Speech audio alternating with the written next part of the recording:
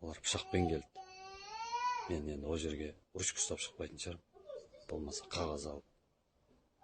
Мен жалбарынып, жалынып сұрадым олардан. Қолдарынан алдым. Қолдарын еркекше беріп кетті сол жерде. Болды деп. Енді артынан келіп істеп отқан тірлігі. Менің отбасымның, біз сол жерде, мен Шерзат Нұрғанат болды. Біз қан төксек, айтсаңыздар болады, қараласаңыздар. Қан төкті бұлар, қан ішерді. Мен қан төккенім жоқ, қан төкпеймін де.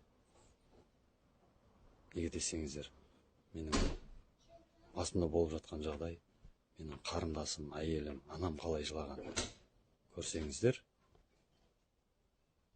сол кезде түсінесіздер. Сол себепті айтатын, ешқандай анауға, қазір соғыс жоқ, бейбіт заманда ана жыламау керек, әжелер жыламау керек. Білсеңіздер, анам, әкем деп жылау, ол бір бөлек. Ботам деп жылаған деген, ол вообще басқа әлем. Сол үшін айтады, қорқты, үркіді дейміз. Ақылға, байыпқа салып, сабырға келіп.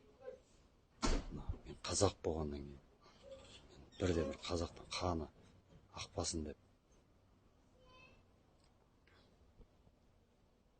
Айтарым осы. Ал соттайым десеңіздер, соттаңдар. Жоқ, атамыз өлтіреміз десеңіздер, өлдіріңдер. Бірақ көзім жетті. Қазақстанда әділетті шешім шықпайтынына. Тек бір ғана өтінішім. Қазақ еліне ешқандай қан төгіс болмасын. Президент мырзадан сұрайтын, отбасында аман есен алып кетуім. Болмаса, басқа мемлекетке бала шағымды алып шығып кетемін.